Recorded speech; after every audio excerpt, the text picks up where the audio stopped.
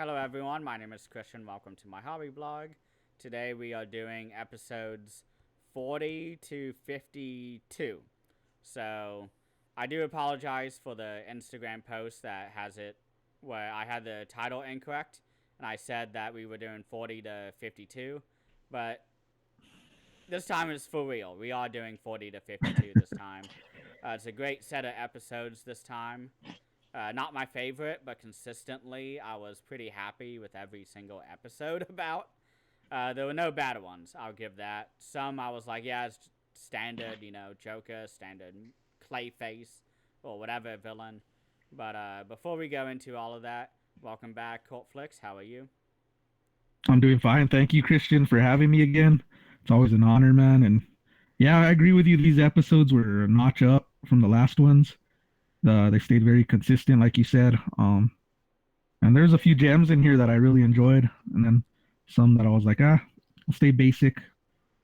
And some of those ones I was talking about them, but overall, a solid bunch there. And thanks for having me again. Yeah. Um, I had a lot more fun in my section for the first time in a very long time. Because I had standout episodes like before, but this time it was like a general like 7 out of 10 every episode about for different reasons. And I was so happy about that because sometimes when we do these, I get one really awesome episode and then like two bad ones or ones I just don't care for. And then I will get an awesome two-parter one. And I'm like, yeah, this is great. This is like a movie. And then we'll go back to I don't know. I'm trying not to bully any of the villains, but you'll just get to a one episode villain type of person where it's not Joker, where it's not Clayface. Honestly, I kind of love Clayface. He's a villain I wish we had more of in the movies. It's impossible to have a villain like that, but because of the goofiness of Clayface, the name itself is very goofy. But to me, he's very exciting. I really love his episodes, how he's always looking for serums. Not to go on a Clayface thing, but those episodes was just like people you've never heard of before. Those are the ones I don't really care for.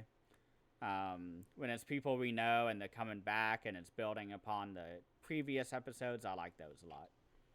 So Yeah, Clayface is underrated. I found myself actually cheering for him. That's weird, yeah, but I'm a fan of him personally. yeah, he's got a kind of heartfelt story when you get into it, but Mm-hmm. he's an interesting character, very interesting. When I first heard Clayface, I thought it was like a real kitty, so I wasn't into it. I was like, oh, this is like for kids or something. But when you hear it like Clayface, well, once you get into the character, it's very interesting. Like I said, yeah. Yeah, I understand that they haven't done it really at all in any movie. But I think if someone was able to do like a hallway type of Batman movie with Scarecrow, Clayface, and Killer Croc, let's say those are the three main villains in in a new Batman movie with Robert Pattinson. An R-rated Clayface, I think, would work very well. Um, let's have him be completely fucked up. Let's get some body horror in there with Clayface. Uh, yeah, I think Clayface could be done well in a movie if it's R-rated and it's like the Batman. And how, I guess, was it Bane who was in or the Riddler? Who was the Mm. villain in the most recent? It was Riddler and Penguin, I think. Oh, was it? The Yeah, Penguin was yeah, very good, but yeah. Colin Farrell was the Penguin. yeah, he's Yeah, really great in that. But I think Clayface could be handled very well in only that set of circumstances. I don't think I could see like I don't know what Tim Burton doing like Clayface or Christopher Nolan. Like I think they would make it a bit too goofy, kind of winking to the audience about how silly yeah. this guy is. But Put Greg Nicotero on the effects of Clayface. I yeah, know he's let's get horror, him but back. Yeah, yeah, something like that. Bring back Tom Savini too. The team. They did Yeah. Day of the Dead together. So, Yeah. It's a fantasy, I guess. No, you never know. what do you want to go into your section first? You have Yeah, sure. the first 7 episodes. I have the final 6, just like our normal format. Yeah, I'm ready to go. I'm gonna start off here with let's see, episode 40. It is. Uh, it's called "If You're Smart, Why Aren't You Rich?" And that's a saying that's said in the actual episode right away. It's Yeah. it right away got me pretty much curious because you hear right away this, you see like a riddle right away on the screen like of the building, and I right away got excited because we haven't seen, and then you see the name Eddie Nigma, and I'm like, oh, okay, because I watched the Gotham series, the one on Fox, and he was a big character in that. So hmm. to hear him, I was like pretty excited. I like his character. I think it's like a chess game when you're with him, like Batman's trying to figure out riddles and get to the crime. But yeah, right away I could tell it's gonna be Riddler, and then eventually, yep, it is the Riddler, and it goes into his backstory, which is interesting because it shows him as like an employee at a corporation, and he gets fired. This boss has it for him, and plays a mean, kind of cruel joke on him. And it kind of like he can't find his office. He's going to his office, and it's not there, and he's like, "Well, what's going on?" He's all, "Don't you get it? You're fired or whatever." And he's like, he takes it real bad. You could tell, and this just flips him out in a mad, makes him go mad pretty much. So he wants revenge on this guy. His name's Mockridge, I guess that's his name in the series. He's this kind of rich man, cold hearted. You know, those guys that own corporations don't give a shit about their employees, Those stuff like dang that. But capitalists. yeah, exactly. Um, but he that's pretty much this episode is him built on revenge towards that Mockridge. He ends up kidnapping him. We have Batman and Robin united again in this one, and it's pretty cool because Robin's playing the video game hmm. of Riddler, one that he created or whatever, and he can kind of like outwit him. They rely on Robin a lot to crack the riddles, even though Batman comes with his stuff. But it's I like it. I like the setting. I like the ending where they're in an amusement park and it's a maze, and they're kind of like fighting off what's in that video game. And hmm. then you got like pretty much Robin saying pretty much without saying it, saying, we're pretty much fucked. But uh, Batman like has some, he takes control. He has his gadgets, takes control over stuff, rigs it, and it pretty much leads to capturing the rid or no, I don't know if they capture him or he escapes. But it's cool. You got a villain, a gold statue. It's like a bull. And has a hmm. sword and he's fighting it. And I thought that looked real cool. But overall, this episode's a decent one. I liked it, and it was good to finally see Riddler, who I'd been waiting for. Um, and it's also voiced by I got a voice here somewhere. Voice of Riddler's John Glover from Gremlins 2, New Batch. What Daniel else I got Craig. here? Yeah, but I remember him just as being like this kind of jerk in movies, so he plays it pretty well. But yeah, that's pretty much all I got on that episode. If you got anything to state there on it. Yeah. I was actually gonna do the John Glover thing, but I'm happy you did it. This was actually the only episode that I had the voice actor for. I may have done one for another. I'm not sure, but yeah, I really liked the video game aspect of this, where Robin is using his, I guess, gaming skills to defeat the enemy, and Batman is solving the mystery, sort of riddles, I guess, for Robin, and they're working together like a team. And I really like when, at one point of the episode and in the game, that they hit a dead end, and they're like, "Oh my gosh, uh, here comes the golden horse or whatever, the unicorn, and it's coming down and it's gonna take us away, and we've lost." And he uses like a different, he uses a similar mechanic that intercepts the pony or whatever that's supposed to Oh take yeah, them away out of the game. And he's like, yeah, I had that in my back pocket. And then they also had a awesome door where they had three different keys to try and open it. And the first one, or each of the three keys have like a letter, and it's supposed to go with musical keys or notes. And so they have like A, and that has like two shops or something. And they found that one of them has zero, so that one is not going to summon blades at everybody and kill everyone. And I really like that part. I was like, oh, okay, I'm interested in the episode now. And then from there on, the rest of it's in the video game and it's fun. I think Albert, or Alfred, sorry, not Albert. Alfred is doing sort of his old man, like, what are video games? But he's also helping. There's not much else that I Mm. had from this episode, but it was solid. I mean, Yeah, I had a solid too. Not my favorite, but it was entertaining.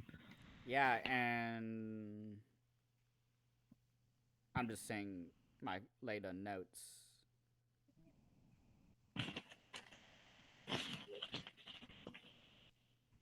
Okay, yeah, I'll save that for later during one of my episodes. But yeah, it's nice to see the Riddler finally. Finally, been waiting. All right, so do I go? I'll go on to the next one here, Yep. which is episode 41, and it's Joker's Wild. So we get back the Joker, man. He comes now and then. Uh, we got this is funny because we have Joker and Poison Ivy in Arkham Asylum, and they're fighting over the TV. Mhm. It's hilarious because like they want to see one thing and the other thing, and you got like a little tension. Joker's uninterested. He's depressed in the jail. You could tell, and then boom, he sees a casino with his face on it spinning. So he gets intrigued. He goes and changes the TV, takes over, and he finds out this guy. What's his name? I do not have his name here, but he's the owner. But anyways, he puts a casino together to make profit off the Joker's name, and this has him really ticked off, like bad. And he's like, at first he's pretty much like giving up, and then he gets his urge to break out again and track this guy down and pretty much harass him and take over this casino because like no one makes profit off my image or whatever. He's just pissed off, It's and it's a identity pretty theft. yeah identity theft, and he escapes. He gets revenge. Um, you have Batman. Well, actually, Bruce Wayne's in the casino, and there's a table scene where their Joker's pretty much disguised because everyone in there's painted like Joker because it's like so he's easily able to hide in there. And Bruce Wayne comes up to the table, and I guess Joker's ripping off everyone at this table of cards, and Bruce Wayne gets there and outsmarts him, and he's still pissed. He's like, I lose to this guy because he doesn't really care for Bruce Wayne either. Of course, it's Batman, but Mhm. he's all I'm giving this to the Wayne charity, and he walks away or whatever. And Joker's like slamming the table, pissed, and then they say, well, Bruce Wayne's like he's in there, he's tracking him down, and they end up Batman ends up taking over there. You have Joker and Batman fighting in a really cool Joker mobile that's Mhm. on there to win, and they go out there fighting, and then Joker hits like a chair and he flies out of it like one of his gadgets and escapes, and Batman's caught there, but then he gets away, whatever. But you got this whole thing fronted by this guy who outmaneuvered him, and his intentions were to for Joker to pretty much destroy the casino so he could get the insurance money. So it's kind of used Joker, ticks him off. And it's funny because you see Batman actually giving advice to Joker, like telling him, you just got hustled or whatever. He Mhm. just played you or whatever. And Joker's like, I'm gonna go handle him, and then I'm coming back for you. So I guess Batman's not the biggest threat in this one. Um, but yeah, you get a pretty good scene here. It's a decent Joker. I'm gonna say again, a solid one. Not my favorite, but it was fun. Um, you got Kaiser's his name. I can the guy that Yeah. tricks Joker. He's voiced by Harry Hamlin, and he's also if you watch the original Clash of the Titans, he's the main guy in that movie. Oh. Yeah, that voice is Kaiser. The one. Oh, No, Perseus. Yeah, Perseus. Yeah, What? I I looked that should have up, looked and he him was. up. I recognized the name, but I didn't look it up. Yeah, I saw that. I was like right away. Clash of the Titans. I thought there was the movie popped up by him. So interesting voice there on that one. He's also in a show called L.A. Law from 1986 to 1994. I've never seen that show, Yeah, me neither. but yeah, this one again, it's gonna go in that solid average episode for me, but still fun. Yeah, So I if just wrote down that this was a standard Joker episode of fun and laughs. that basically describes it. I was like, I have no other thoughts. I should have looked up the Clash of the Titans guy though, because I haven't seen that movie in a Yeah, while, but I remember really liking it. that's a good movie. Has him in the front cover, all standing out. Right Mm-hmm. away, you'll notice. Yeah. But that's all I got for that one. You have anything else you want to Go share on here? ahead. The next one, I guess. All right. Oh, episode 42, and we got Tiger Tiger. This one's interesting. This is where the Batman series goes kind of horror, if you would say, Mm-hmm. because you got like a this is like to me this is a creature kind of creature feature It is. Yeah, I think episode. I wrote that down too. Yeah. Well, anyways, you got a woman at the beginning at a zoo. I did not recognize her for a while. It was Selena Kyle. Took me a while to even snap I that it never was her. even realized it was her until later. I thought he was just messing with someone there, like random Selena Kyle. But you get this guy that pretty much tranquilizes her and kidnaps her, and you can tell he's not your normal looking person. He kind of looks like a creature or something. He's wearing a coat and a hat, and then later on you realize he's actually like a man gorilla. Mm-hmm. And it's pretty cool. And he kidnaps her. You got is it Bruce Wayne or Batman? I don't know if he is when he's investigating, but he finds the tranquilizer, the needle, so he knows that this wasn't your ordinary kidnapping because there's a security guard he knocks out or something. And let me see what I got here. Anyways, this leads him to find Selena Kyle because they're supposed to pretty much go on a date or hang out together, and now she's missing. So he's like, he's worried about her. So he goes on an investigation. I'm talking Bruce Wayne Batman, which turns into him later. Um, but it turns out this mad scientist is creating these creatures. He makes a that gorilla man. He has this creature named Tigress, which is real cool looking. Looks like kind of werewolf animal type creature. And this scientist is making him. And he's got a plot to destroy Batman and turn Catwoman. They put a experiment on her where they turn her into a full cat, which is Mm-hmm. pretty crazy.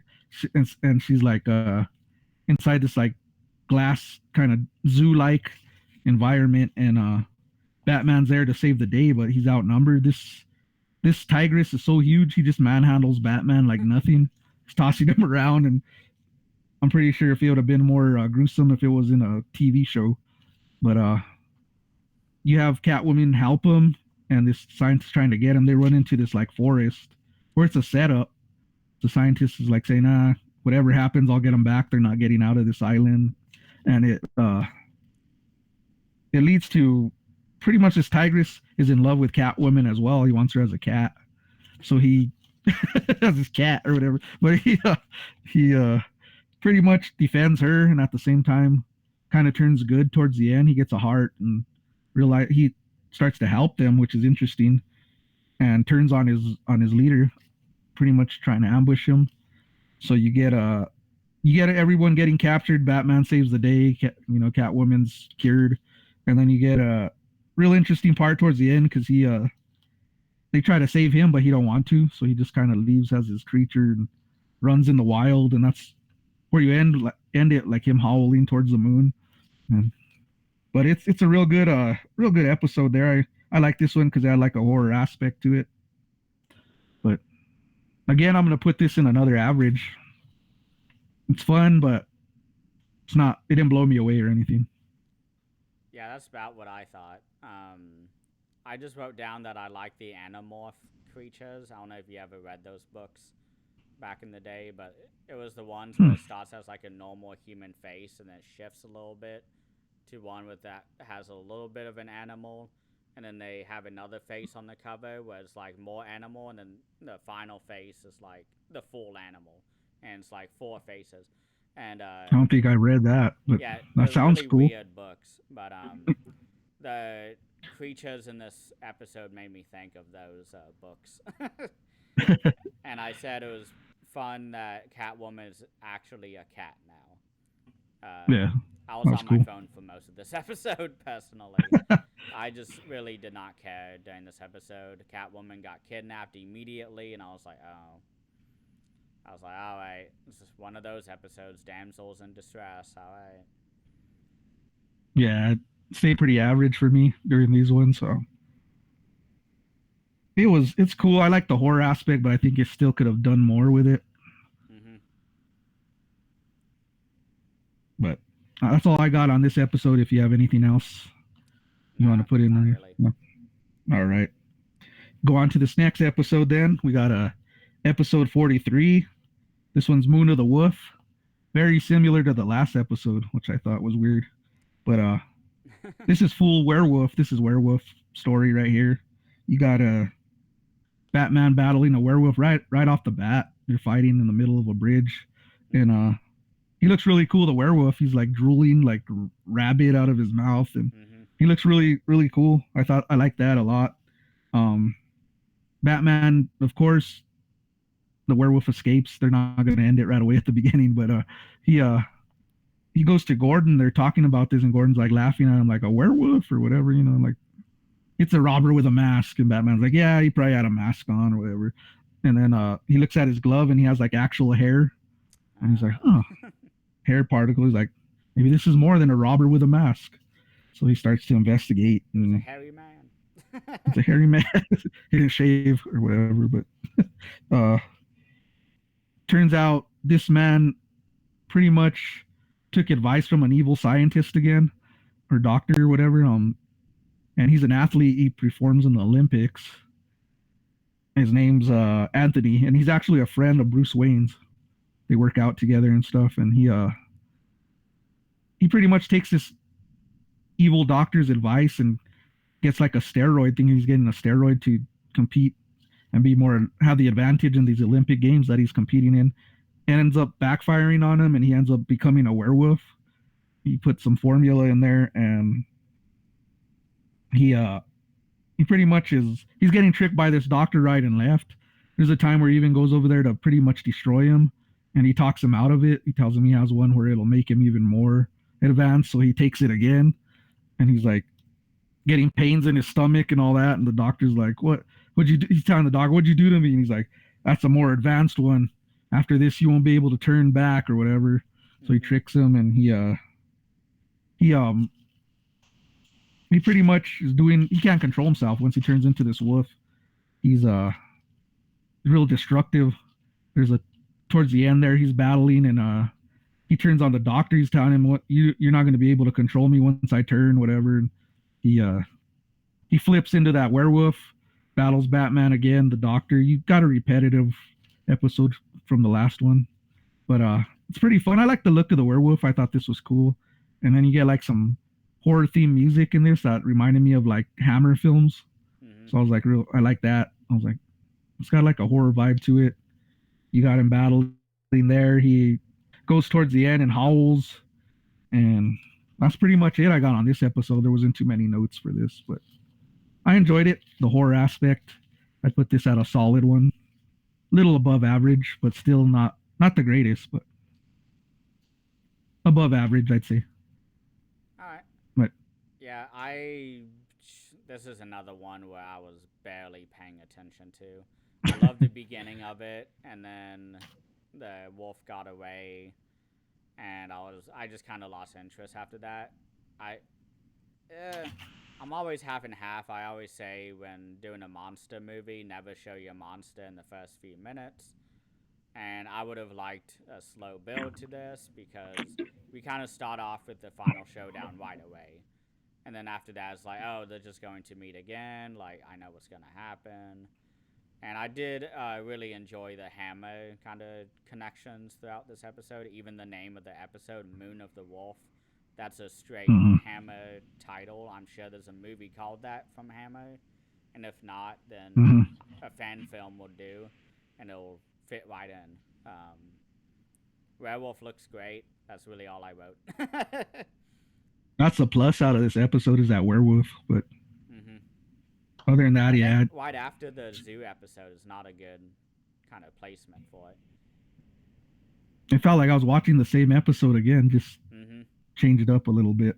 But I confused myself because I turned it on, and because it starts off with the fight, I was like, oh, like, I guess I'm watching the part 2 or something.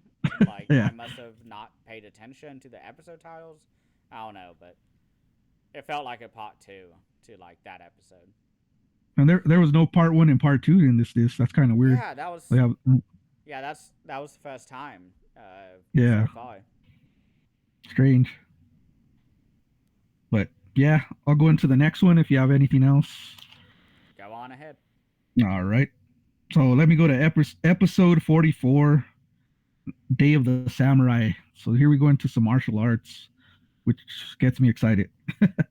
But yeah, this returns the villain Kyudai. I hope I said his name right. Kyudai, and he's the ninja that trained with Kyodai. Bruce Wayne. Kyudai. I can't not say it, but um.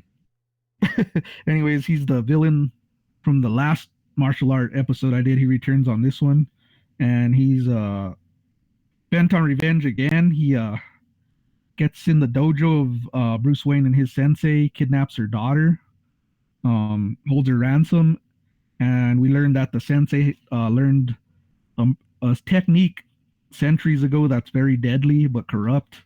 So he shut it down. He didn't want that being taught to all the students because it could be perversed, I guess, or in a way used in a negative way. And you have this guy who wants it. He wants to learn it. He wants to do bad with it, and that's what he wants in return for the sensei's daughter. So he has it in a scroll pretty much to, and Batman takes it, shows up surprisingly, and you're like, okay, round two, here we go, because these guys fought last time, and they sure do show down. It's a good fight, and then you got the ninja. He outsmarts Batman and ends up with the scroll because he knows Batman's vulnerable to a victim or anything. He throws the daughter off the building and says Batman's going that way, like fetch or whatever, and he gets away with the scroll. But the sensei had a plan. I like when he does this. He puts it out, the scroll out, and it dissolves. He already had like a plan where he won't get it. But this guy gets the last part, one of the like deadly moves to the heart. I think it's called the art form's called the Way of the Fang, and it's a deadly strike to the heart, and he plans to use this towards Batman, Bruce Wayne, because this is one of the villains that knows Batman is Bruce Wayne, so he already knows it's the same guy from his style, martial art style, and all that. So his plan is to get that. So now he goes for a kidnap of Alfred and takes him and holds him hostage to get Batman over there. So of course they meet up. They show down in this awesome setting, like a volcano. They're like on it and it's erupting, and it gives you that good showdown. I really like that. It's just like the Northmen. I still got to see that film. I have it. Shit. I haven't watched it. The entire climax is a volcano. Oh, I gotta watch that soon. I highly recommend it. One of the best looking 4Ks I've ever seen. Man, I might watch that soon. You should. You're getting me psyched. Awesome. But this is cool because you have Kyodai take off his ninja mask, and Batman take off his because they already know, and you have them fighting without their masks. I thought that was real cool. And actually, the Kyodai is successful with his strike to the heart, and you have Batman fall back. You're like, did he die? Of course not. But he falls back and he looks dead or whatever. And Kyodai's like, yeah, I defeated him, whatever. But what you didn't know is that Batman already did his detective work. He went in there and saw where the strike was, figured it out, and put like equipment. So he blocks himself.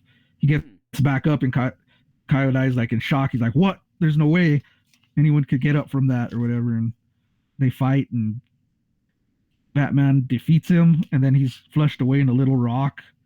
And Batman's trying to save him. He don't want no one to die. He's like, "I'll pull you in." He's like, "Nah." He just goes and lets it go. That's our honor or whatever, and floats away in the lava. So I don't know if that was his death. Very possible because Hmm. you don't see him anymore. You just see him go into the lava. And yeah, this one was one of my favorites. I put in my top. It's gonna be top five for sure, or top three even.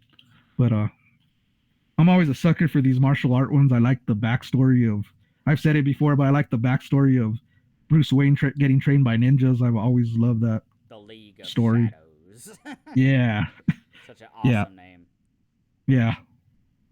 But it's yeah, probably my top three right here. I really like this one. If you have anything else to say there, Yeah, this reminds me of a movie. Hold on. all right. It's an 88 films Jackie Chan movie. Uh It oh. is called Spiritual Kung Fu. Oh It's all wow. about Jackie Chan. He's a like apprentice in a ninja school, and he witnesses a enemy clan or ninja society, and they have both of these clans have a special martial arts technique that the other has sort of a counter for, and one of them steals the scroll that has the technique on it, and so Jackie Oh Chan wow. is tasked by the sensei to sort of learn how to counter the other clans like super powerful move because they have lost theirs, so the power balance has sort of shifted. And so Jackie Chan, he doesn't learn it through the ninjas. He learns it through the ghosts of ninjas from like thousands of years before, from the creators of the technique. And this is where it Oh kind wow. of differs, but I was thinking about that movie the entire time, and it just made me want to watch it again. It's With very techniques and similar. the I the really enjoyed scroll, this all that. episode. Huh? Yeah.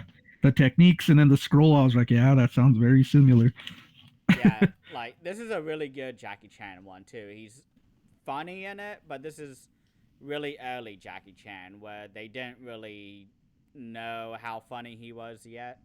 So he's a little more serious in this one because I know you hate Jackie Chan with every fiber of your being, but It's not that I hate him. It's just I don't like that kung fu comedy. I just don't like it, and there's a lot of it. Drunken Master is the funniest of the bunch. I Uh love huh. the movie, but I can see why you don't like that one. I would recommend his earlier stuff before that. Because Drunken Master was like the first movie where they were like, hey, this guy's funny. Give him all the funny lines and Yeah. let him loose. And from there on, it's just hilarious. Uh, There but was one I was watching where they're fighting. He's tickling him, and I'm like, no, yeah. what is this? You know what I mean? That's Jackie Chan. I mean, he had a lot of Yeah. shoes to fill, big shoes Hmm. to fill once Bruce Lee died. I mean, he Yeah. was an apprentice, I think, to Bruce Lee, or at least knew him. And the not Shaw Brothers, but Golden Harvest, yeah, that company. They were like, yeah, we need somebody new. Um, we need somebody who's unique and not just Bruce Lee. Uh, hey, this guy's funny. Get him, and rest is history. Yeah, because I pretty much like Jackie Chan. I was pretty much introduced to him from Rumble in the Bronx. That's probably the first movie I That's seen still his, one I haven't seen. and I that's probably the first. I think I even saw that one in the theater to be exact. Oh wow, yeah. And I liked it, but I just that comedy part, I just can't. When it gets too goofy, I'm like, nah. What do you Just think like of with my horror Sammo Hung? films. Yeah, him. I'm like, Oh, you don't like Sammo either? I I haven't really got into him. So I can't say nothing. I've There's a seen a really great few films. movie where it's him, Jackie Chan, and Yuen Boo from Righting Wrongs. And I Hmm. think it's called Dragons Forever. 88 Films just did a 4K of it. And that movie is so funny. Is It's it? nothing like tickling or anything, but there's maybe I'll send it to you on YouTube if I remember All it. right. There's a really funny scene where they're in the apartment and Jackie Chan's girlfriend shows up and they're like all hired hitmen for each other and they all like all three of them clash. And this is like the intro of the movie before they become friends. But they're all trying to hide from the girlfriend and they keep like hit punching each other in the face because they're enemies. And she's like, "Oh, like I forgot my jacket." So she comes back to the door and Jackie Chan opens it and he's got a black eye. And she's like, "Oh, how'd that happen?" He's like, "Oh, I just walked into the door." And she's like, "Oh, okay, thank you for my jacket." Closes the door. They fight again. And she's like, "Oh, wait, I forgot my purse. Can you open it?" And he opens it. Now he's got a bloody nose. And it's like so funny. And Sammo Hung is the funniest. Like, I love Jackie Chan. Love him with all my Yeah, heart. Grew up on him. But Sammo Hung, I'm really coming around to. I haven't seen too much on him, so I'm not gonna judge till I Yeah. watch some films. And I got a Dragon few on the Forever, I shelf. I just highly haven't seen them recommend. yet. But That's all I have for that episode. all right, I'll go on to the next one here. We got episode 45, Terror in the Sky. And this one reminded me of Gremlins. It has like a bat. I don't know, that kind of looked like the bat on Gremlins where it's Oh, the flying in part two. gargoyle. Yeah, it just reminded me of that a lot. I don't know why. But we start off with a pretty much this fisherman on a dock getting attacked by a giant gremlin. I called it the gremlin bat. I'm probably wrong, but I was calling it if a fruit bat. Because it's just eating peaches the entire episode. yeah, so it steals all these fruit from the dock and it terrifies this guy. You got Batman show up in the bat cycles, which I really loved because I love that bat cycle. It showed up Mm-hmm. on here, and I was like, yes, he's on it, But it doesn't last long. It gets crushed by a train. So I was like, oh, he right away gets destroyed. He's chasing this bat, trying to figure out what's going on, and it links back to episode one actually, where it was that Batman, Man bat, Batman. I'm yeah. saying Batman, that creature bat. But he goes to investigate him, and he's believing it's him. He's just saying he can't control it. He's disappearing in these real odd ways. So you're like saying, yeah, he's back. It's attacking him. He's saying he has it in him, and it's just randomly transforming him into this bat again. And he's trying to help out. He wants to change. So then they go back to the father-in-law who's doing all this, and he has like potions and I think potions, and he's turning him in. Turns out, spoiler alert, but turns out it's not him. It's his wife, the one who's Yeah. telling him to cut it out. So I did like that twist. I thought that was cool. Yeah, I had And no idea about it. And I was like, oh, okay. and then you look at the back creature and its girl pants are just torn. I never caught that till towards the Oh, end. yeah. But yeah, his wife is transforming and causing havoc. So Batman has to get an antidote to pretty much save them. And but at the same time, she's doing some damage. And there's a scene in a train where she's transforming, and I thought that was real creepy. It reminded me a lot of like a cartoon version of the American Werewolf in London, Mm-hmm. because you see like a little transformation scene, but of course it's gonna be mild because it's on a TV show. But Mm-hmm. I thought that was creepy. I don't know why she just turns full bat. You see her face just open, and I was like, I thought that was cool. But I don't have too much. Batman battles her and saves the day, puts the antidote, saves all peace, and they go on happily ever after, I guess. I don't know. But not too much I got on that one. Yeah, this is one that I just stopped paying attention to after the intro because I was like, who is this?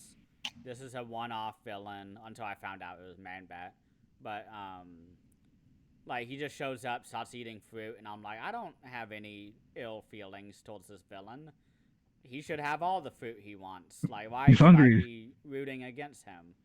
And I just kind of lost interest immediately. Was on my phone for most of it, but I liked Man Bat. I think he's a goofy villain. I love the fact that on the very first episode of this entire series, the villain is somebody whose name is just the reverse of Batman. It's Man Bat. I mean, it's no wonder I couldn't say it. I'm saying Batman. I couldn't catch Yeah. it. And I actually totally forgot about that villain until they said his name in the episode. I was like, oh yeah, like that was in the first episode. And that was the only thing I took from the episode. And that I wasn't rooting against him. I mean, he was just eating fruit. I mean, whatever. His the father-in-law put it in him. It wasn't their fault. You know? Mm-hmm. Yeah, it's an average one. Again, I'm gonna put it at average. But is that how many more do I gotta go here? I'm losing track. I think 46 is your last. Let me This is my count. last. Okay, Two, three. Yeah, this is your last. this is the last. Okay, just wanted to make sure. Uh, so I'll go on to the next one here. We got episode 46. My And favorite this is. one. Oh, okay. I'll just go ahead and say that now. And we got almost got him. And this is a interesting one because you got all the villains again in an episode. They're sitting at a poker table playing poker, and it's real funny because you got and Joker, Two Face, I think Penguin, Yep. Killer Croc. Yep. Who else is on there? Am I missing anyone? Oh, Uh, what's his name? Oh, it's hilarious. It's a. Oh my gosh. no, I got them all. And then Poison Ivy shows up, Yeah. but they're all telling tales about how they almost killed Batman or defeated him, and all of them go around the table, and it's just hilarious because you got Joker who's saying none of you guys are gonna get near where I'm at. You know, I was the closest one to killing him, and it just goes into backstories, which is real cool about how they almost killed him, getting close to him. You go into all their different things where they had him, and something freakishly goes right for Batman, where he gets lucked out and defeats him. But it's hilarious because you got Killer Croc who's just a complete. They're just trashing him at this table because he's not the brightest guy, but you just see Joker really bullying him to like the point where he's looks sad and depressed on the table, and I'm like, kind of feeling bad for him. I'm like, it's not his fault, you know. But Killer Croc is very lame in this episode, but for a reason. yeah, yeah, for a reason. But yeah, these stories are all interesting. I especially like which was the one that I really liked. Of course, I cannot take here.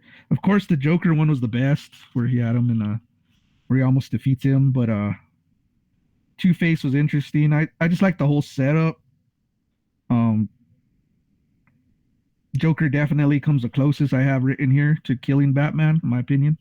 Mm-hmm. But you have Catwoman and Harley Quinn appear in this. They fight. It's real cool. Um, they capture Catwoman to try to get Batman. Joker threatens to kill her. He's real, and then I got the twist of this is Batman is Killer Croc the whole time. Yeah. And they think they have him outwitted. But this was my favorite part of the episode. And he just breaks out, and they're like panicking. They pull out their weapons. Joker has his gun, and then all of a sudden, the whole police force is just on other tables with Gordon. They're surrounded, and they have to give up. I thought that was real cool. That reminded me a lot of like, I know you're not a fan, but a Tarantino film where you're not expecting something, and all of a sudden it just breaks out Mm-hmm. where you didn't expect. But I get the appeal of him. I just don't like him. I don't like his stealing. yeah, I get it. I get it. But yeah, this one was good. I liked it.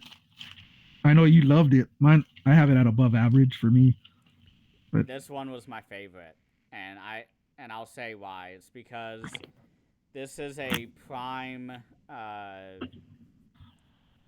kind of storyline in one of my favorite book series called The Wheel of Time, which I have a tattoo of actually on my arm. nice. And the entire kind of villain is basically like Sauron from Lord of the Rings, and he has his like council of villains who are all like somewhat independent of each other, and they're trying to get on top to become the top assistant to the Dark Lord. And throughout the entire series, they keep having these Forsaken hangouts, which is what the fans call it, where all of them come together to like plan what to do on how to kill or enslave our main characters to try and bring them to the dark side. And this episode was just like those chapters, was like 50 pages of them scheming and bragging to each other, belittling each other because they think they're the best bad guy or bad villain, everything.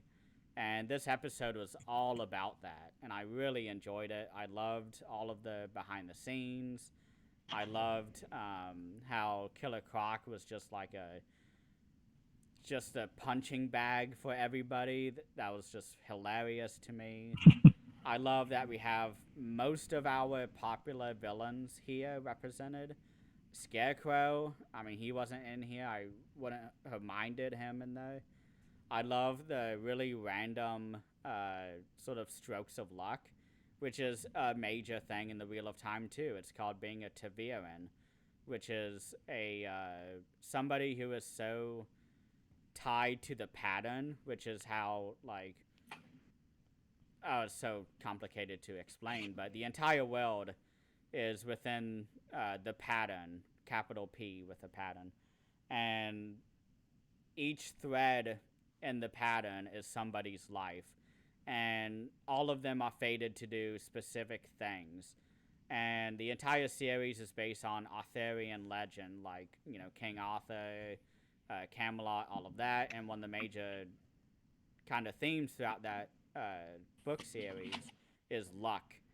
And sometimes just freakishly weird things happen so that our main characters can win. And that's a major kind of force that our characters try to use to win. And sometimes it backfires horribly. And anytime Batman was saved miraculously, I was like, he's a Taviran. He's so close to the pattern that he has to survive. Like the pattern won't allow him to die because the apocalypse will happen. And Poison Ivy was fun because she had exploding pumpkins. Two Mm. Face slash Harvey Dent was my favorite because Batman gets tied to a big coin and they drop like a giant lead cube and flip the giant coin, and he's spinning and he undoes himself, he jumps off, and then somehow the bodyguards get hit with it and they don't die, it just bounces off of them. They would have been bisected, cut Yeah. in half by the coin, but whatever, it's an animated TV show. But I really love that side story the most. I wish there was more Scarecrow, maybe. I don't know, but I don't, how come he wasn't there? That's very odd. he's the only major villain that's not there, I think. Yeah. In my And opinion, Riddler? he's major because I love him. He's my favorite. I had to plug in my computer was dying. Oh yeah. Sorry. But I think that's about what I have. Joker captures him on live TV and Catwoman shows up and saves him. That's nice. Doesn't Yeah. happen too often. She actually saves his life on there, huh? Yeah. Yeah. Yeah, this one was fun. I liked it a lot. Mm-hmm. I like when the villains all get together. Yeah. It's always a good, yeah, it's always interesting. You're like, is there an all out brawl? We're gonna see Robin and them come as a gang too behind Batman. But I like how they always their personalities are bouncing off of each other. Like that's fun. yeah, and like Joker's the main guy, like the main bully. Like he bullies all of them, Mm-hmm. but Oh, that's they don't like it. nothing. Mine is the best. That's why we're waiting for it to be last. So You y'all guys can are all see how going before awesome me. I am. But that's all I got on that one. If you haven't, I have no more to say. Yeah, that's all I have. Yeah. And it's your round of episodes here. Yep. My turn. This next episode is episode 47, Birds of a Feather. Penguin is robbing. This is I was saying this before we started, but for those who don't know, I got kind of lazy and I wanted to focus more on the episodes. So After this episode, the rest of the episodes are going to have the Wikipedia synopsis on it and my reactions to the episode and anything I thought while watching it that I was like, oh, I like that. So this first episode is going to be not that well summarized, but then after that, it'll be perfect because it's the Wikipedia, whoever submits that. But Penguin is robbing an art museum or something. I didn't really know where he was, and Batman stops him. Veronica Vreeland, who is somebody who I don't know, she's looking for a way to make a splash with her next party and arrives at the idea of having a former criminal in attendance. That's right. So Penguin gets arrested early in the episode, and this woman, Veronica, uh, is trying to be like the talk of the town. And so she invites Penguin to a party, and everybody's pissed off. The owner kicks her out and is like, just get out of here. We don't want him here. And Penguin is supposedly reformed and doing much better. He falls in love with a woman at one point, I think Veronica. Uh, and he actually starts to fall in love with her.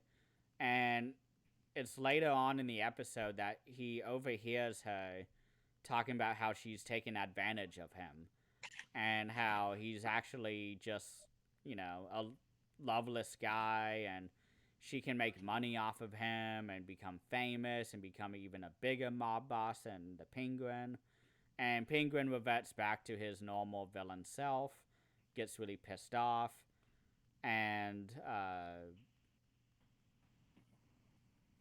I'm not really sure.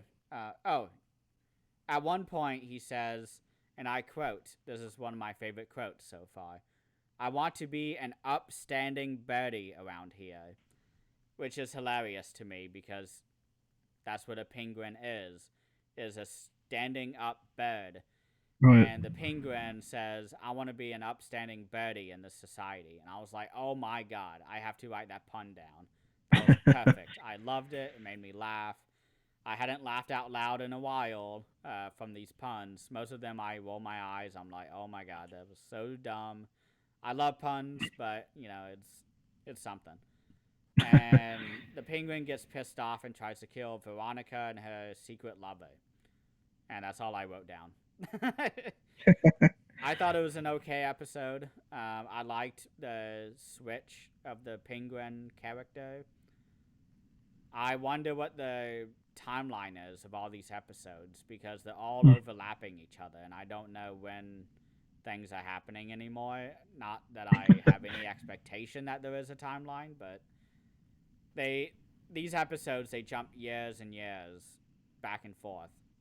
So Yeah, it's just interesting. wondering. This one's I like this one. I thought it was good.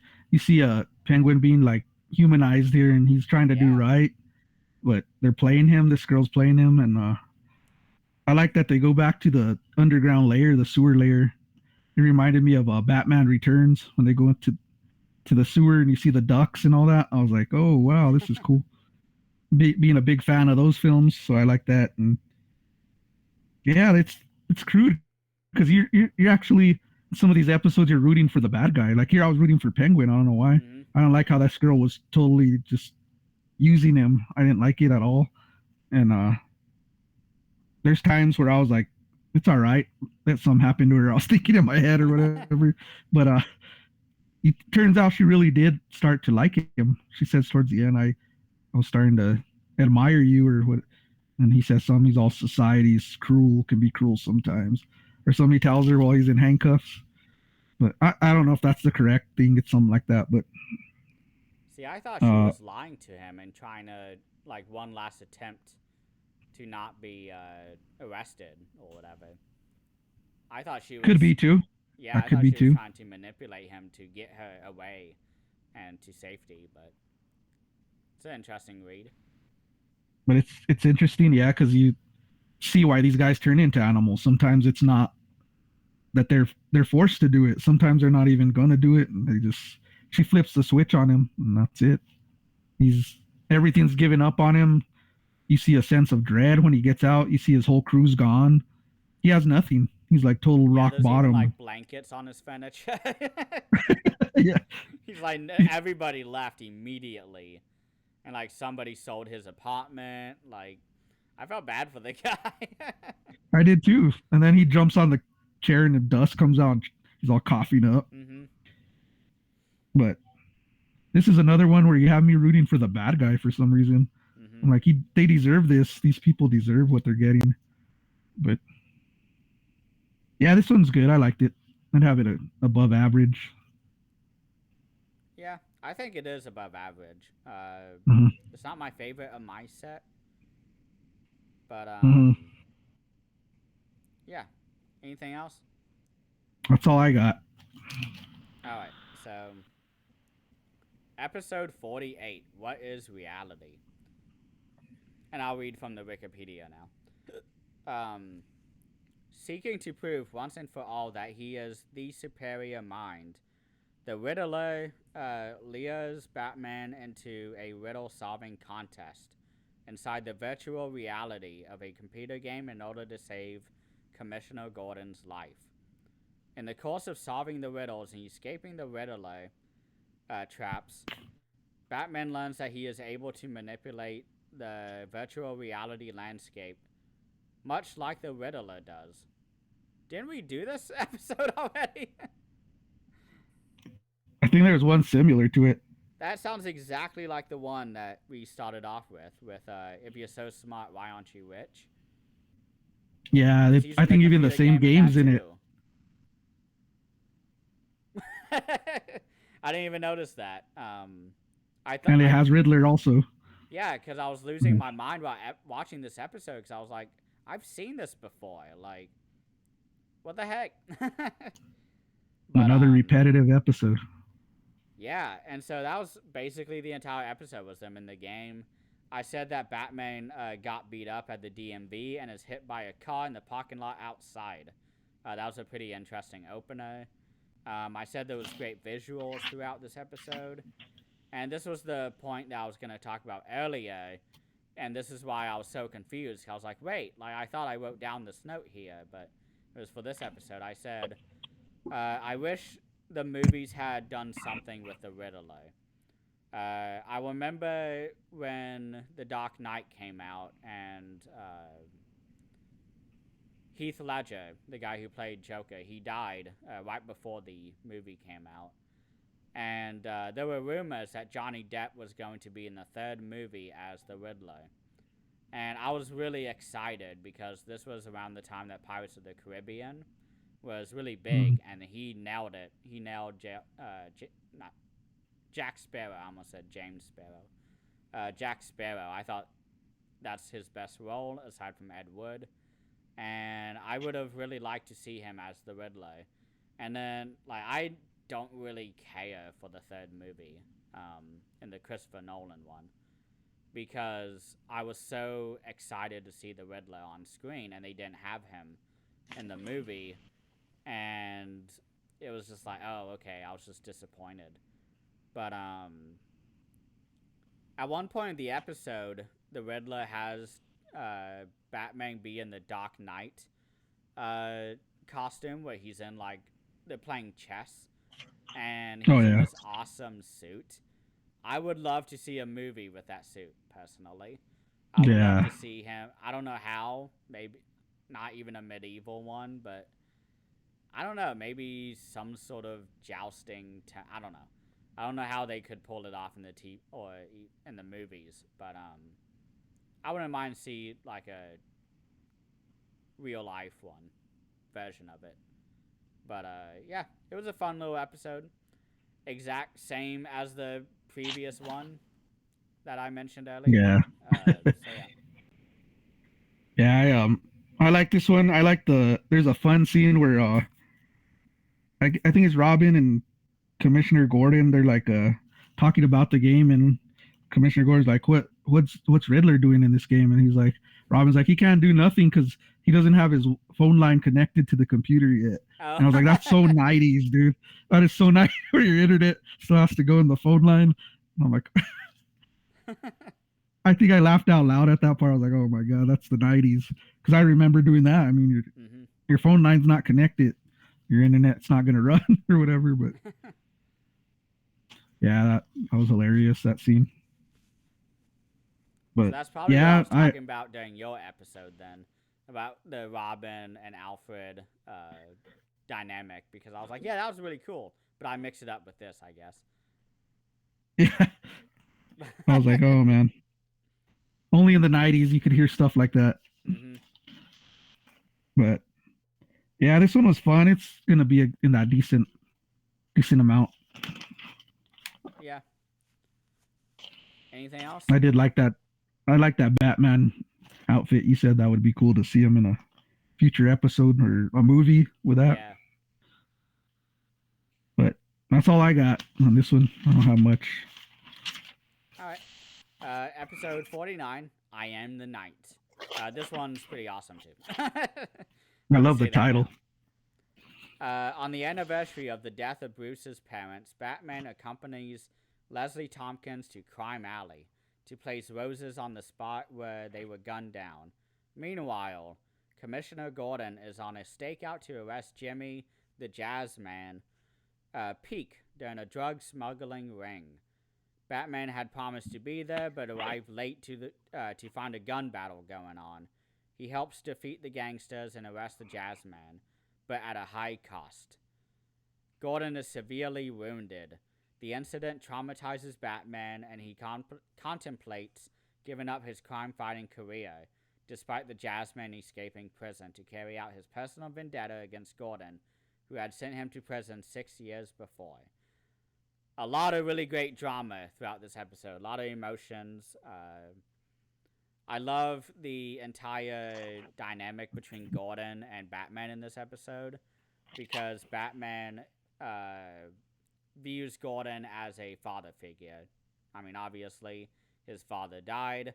He had no one to turn to, and Gordon was kind of the next best thing. And they even say at one point that Gordon is the same age as Batman's dad.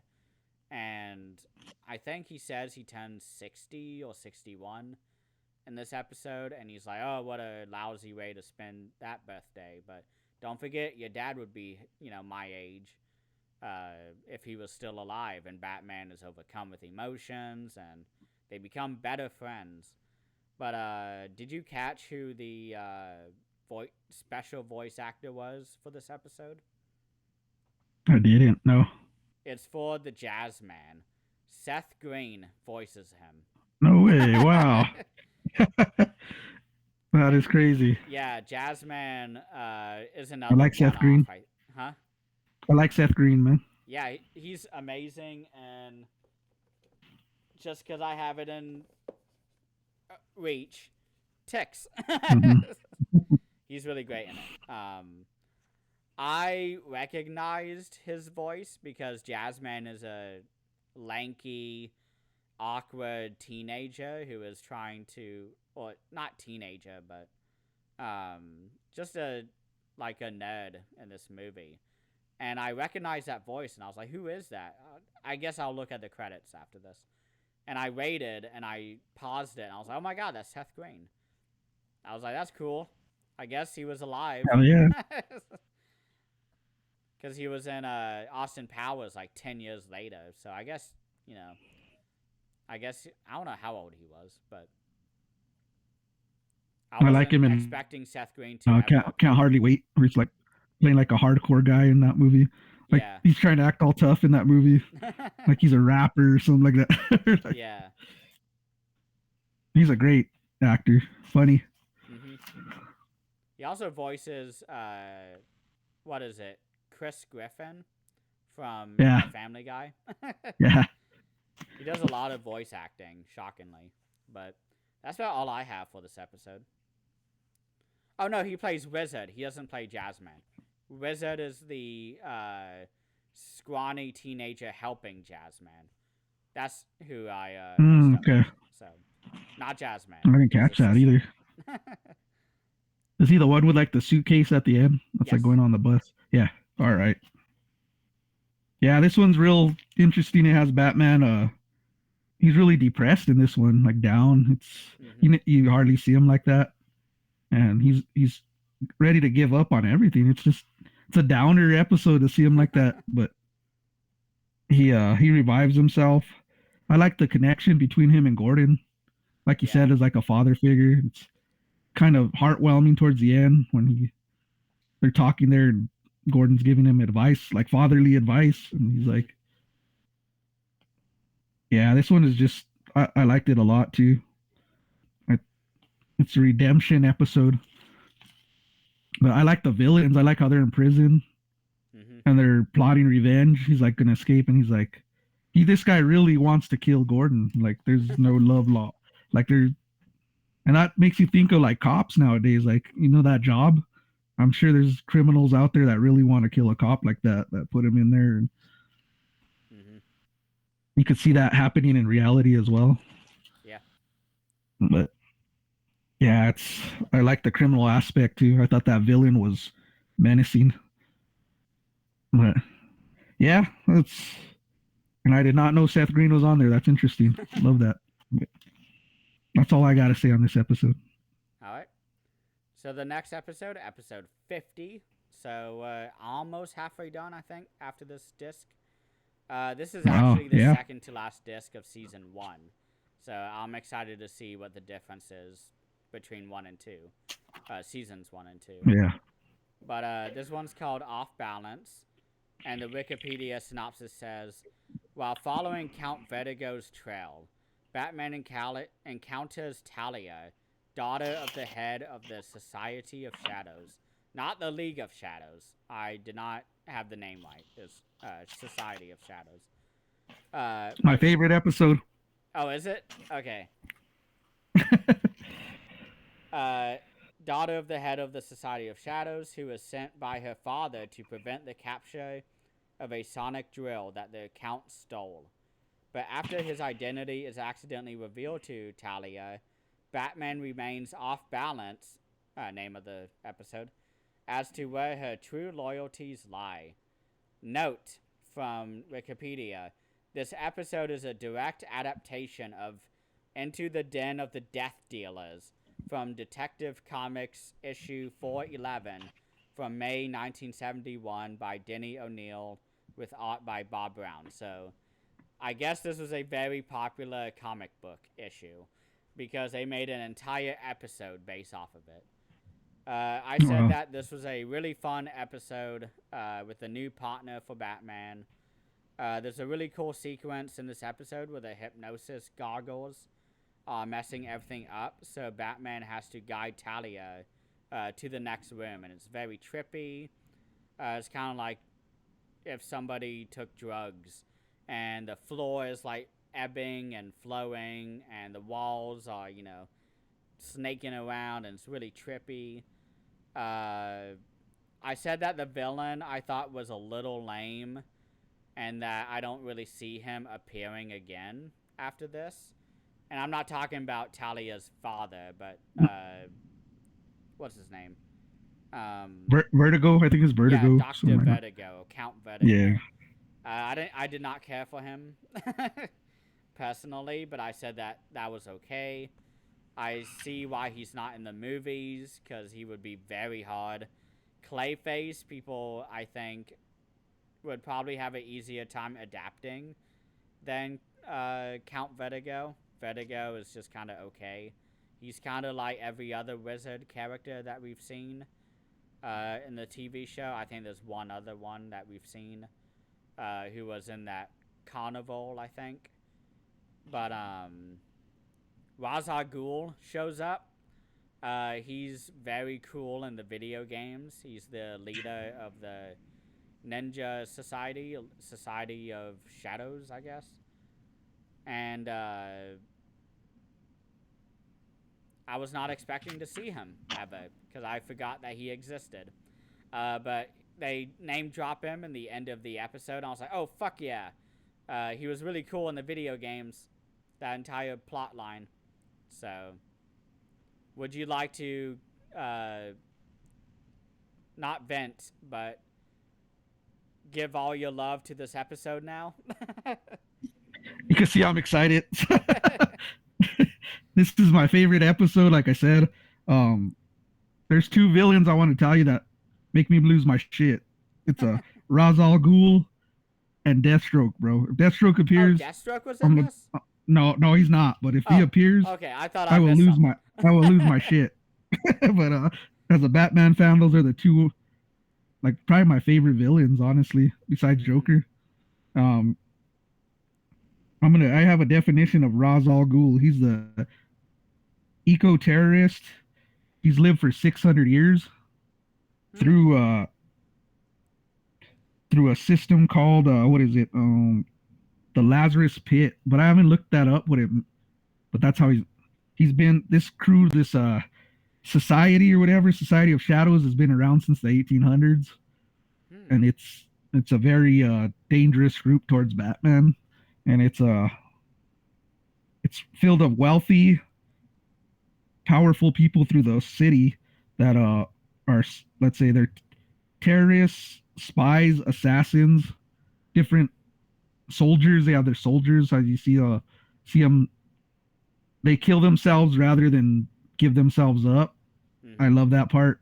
Um, but yeah, this is my favorite episode. Like I said, I was waiting for the Society of Shadows because it popped up in the Gotham episodes, and Mm-hmm. I lost my shit then. So I imagined here I was like, oh man, I've been waiting for it. But yeah, I got an interesting fact about Talia too, the daughter. She's voiced by Helen Slater from one of my favorite movies of all time, The Legend of Billie Jean from the 80s, and she Hmm. also was Superwoman in the 80s Superwoman movie. Oh, okay. And once I saw that, I got all excited too. I was like, "Oh my god, Helen Slater!" But yeah, this is the most interesting villain. I'd have to say. This organization, they say Rasul Al Ghul. I hope I said that right, but he's one of Batman's most dangerous foes besides Deathstroke, and Mm-hmm. it was really cool to see that pop up. So that's why it's my favorite episode. But it's a real good. I was pretty excited for that one. Other than that, I don't got much else to say. I just wanted to kick those facts. But All right. Well, thank you. I don't know who they were, but I'm happy I you was trying to got. remain calm. Yeah. I'm happy you got something out of the actors because I don't know them. Yeah, Helen Slater is one of my favorite actresses from the 80s. And what was the movie that she was in? Legend of Billie Jean. I've never even heard That's of an the movie. awesome movie. If you ever get to see that one, it's like a teen rebellious film. She goes Oh, on the okay. run. She's sexually assaulted by a man, and he has power Oh. in the city, and she goes full off after him, like goes rebellion where the whole city's following her. It's Oh, awesome. wow. As a young Christian Slater, I think that was one of his first roles. Oh, okay. Yeah, but and then she played Superwoman, of course, when the what's his name, Christopher Reeves. Yeah. I remember In her in that that. era, she was Superwoman in that era. Huh. Cool. Well, episode 51, The Man Who Killed Batman. This is a close contender for my favorite. I Like really I told you, enjoyed you this got one. all the good ones towards the end. Yeah, like these last few episodes was so good. Yeah, The description says when small time gang member Sidney the Squid Debris, played by Matt Frewer, I don't know who he was, I didn't look him up. Never even heard of his name. I mean, I've heard of the name Matt, but not Freeway. Uh, Debris seemingly kills Batman by accident. He gets involved with gangs all over Gotham, as well as the Joker and Rupert Thorne, none of whom believe his story that everything that is happening is by preposterous happenstance.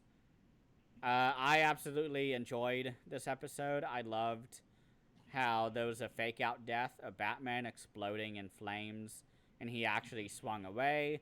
I like that Batman is separated for most of the episode. I love how, our villain, the squid, doesn't even really want to be a villain. He just wants to be popular and at the top. And Batman helps him to do that by the end. And he's like, yeah, I survived. You didn't do anything wrong. I'll help you. Oh, okay. I'll make sure the prison, when they lock you up, make you go to like the super cell where only the baddest of the bad go. And everybody's chanting his name. And the entire episode, he's like, oh, gee whiz, I didn't mean to, dude. And he's like so lame. And he's awesome. I mean, he's just a really enjoyable character to watch. Uh, I said that it was pretty funny that Batman is fighting with the squid in the beginning of the episode on the rooftops, and there's gangsters at the bottom with like flashlights looking at them, and we see from Batman's perspective where he's just like beating this guy up, not really beating him up, but trying to immobilize him, and this guy keeps like accidentally falling and smacking Batman in the face, and Batman gets knocked backwards and he falls off the building. Everyone's like, "Oh my god, he defeated Batman!" Like, "Oh my gosh, like this guy's a badass. You better not fuck with him." And everybody's like tiptoeing around him, and he's also tiptoeing around everyone because he knows that he didn't actually kill Batman on purpose. And I really enjoyed it. Harley Quinn and Joker shows up. Harley Quinn is Squid's lawyer, which is a lot of fun. She rescues him and brings him to the Joker, Oh yeah. and that's I had a lot of fun with that. This is when I enjoy uh, when these characters show up in an episode not dedicated to them. This is what I like a lot in the Marvel movies when Doctor Strange, for example, would just show up in a Thor movie for like a single scene and be like, "Hey, I'm here. I'm here to help with this very specific situation. Okay, bye." And then he leaves. That's kind of what Joker does in this episode. I really enjoyed it. Got anything? Yeah, this one's really interesting too. I like it. I right away could tell by the title it was going to be interesting. The man who killed Batman. Mm-hmm. Um, this is like your underdog story. Like this guy is could tell he's not dangerous, harmful. He just wants to be accepted and noticed. And it's kind of like that bully that gets that hit, just that luck, gets that guy that's being bullied that gets that lucky hit on the bully, Mm-hmm. and he's everyone's respecting him. He goes to school, and he's Yeah. getting. It's the same kind of story on this. I love those kind of stories, but yeah, I really like the Joker's lair where he has like two hyenas. He's Mm-hmm. sitting on the chair, and he pretty much feeds one of his own guys to the hyenas, or they mess him up Yeah, or that was something. crazy. I was like, that shows you how dark Joker can go. But yeah, this was awesome, and I like the how Batman kind of feels for him. He knows he didn't do it purposely. He was just that clumsy or whatever. But Mm-hmm. uh, it's the respect factor, and you see the. I like how Batman doesn't. There's key moments. You see Batman show up. He doesn't show up here. Joker's even strangely depressed Yeah. because Batman's not there. He's even crying, I think, tearing up during one scene. Yeah, they Like, have a funeral for him, and yeah, Harley Quinn is like, "Oh, you put the fun in funeral." yeah, and it's I don't know. It's like he has a little coffin with a bat suit. And it's Uh-huh. like, oh no. But yeah, this one was a good one. I I like this one a lot. Probably my top five for sure of this disc. Yeah, I was gonna say. Yeah, not all top. Yeah, make that clear. But yeah, highly enjoyable episode. I liked it. Yep. So the final episode with one of my favorite villains that I don't know what the general consensus is, but I assume people think this guy is lame. But the episode is 52, titled Mudslide. Clayface is falling apart, literally. His clay like body is disintegrating. Fortunately, a scientist he knew from his movie star days is working on a remedy on total coincidence, I guess. However, Hagen is forced to steal money to pay for the expensive components of the remedy. That is, until one of the targets is Rain Biomedical Labs. Uh, Clayface. I enjoy him a lot. I want to see him in a movie. In an R-rated movie, though, paired up with Scarecrow and Killer Croc. Let's give those Oh yeah. three a movie, finally, all together. Although I guess Scarecrow has been in a movie. Batman Begins, right? Is he in there? The first one, I thought. I don't remember. I have to see that again. He's in the games, and he's awesome in the games. So that's kind of my baseline. But I they gotta should revisit be, those. I forgot them. yeah, they should be a team. But all I said really was that Clayface has a fun intro of him robbing a safe, where he turns into the owner of the, I guess, museum. And he's like, "Oh, like, aren't you supposed to be on vacation?" Oh, and he gets knocked out. Uh, at one point, Batman asks why there's a woman accomplice helping Clayface, and Alfred said something that completely puts me off guard. He says, "Maybe she likes mud baths." And I was like, Oh yeah, "What? I remember Alfred, what?" I was like, "That is very that. Little perverted." perversion there by Alfred. Yeah, like, especially by Alfred. Like, that's a. Who would say that? Joker? Bane? I don't know. But Alfred, he's like, maybe he likes mud Maybe baths. even I'm Bruce like, Wayne. He's a playboy. But, yeah. Bruce Wayne would have said it before yeah, Alfred. Alfred was not yeah. who I expected. That threw me off. I was laughing because of just how bizarre that was. Out of nowhere too. But the only other thing I wrote down is that I feel really bad for Clayface because at the end of the episode, Batman stops the rejuvenation process for him, and he's like turning back into a human finally, and is able to put his clay body under control. And Batman is like, "No, fuck you," and stops that process and knocks him out and like puts him off to prison. And I was like, "Really? Like, okay." I kind of felt bad for Clayface. Yeah, That's about all I had for that episode. Ended off pretty yeah, good, but the previous 4 episodes were so good. So, yeah. This one's interesting because you do. This is another one where I'm rooting for the bad guy. mm-hmm, I'm just like I feel for him, and he's kind of like trying to change, and he has a love interest. He has all that. He's just trying to go back to normal, and Batman's like still holding that grudge. And he's like, no, you're the enemy. Kind mm-hmm, of screws it up for him. And yeah, Clayface is very interesting. He's grown on me a lot as a villain. And I like how he could turn in, like you said, transform into other people.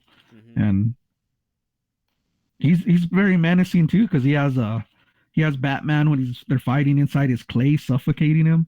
mm-hmm. He almost kills him. Like Yeah, I could feel his heart stopping. He says or something like that.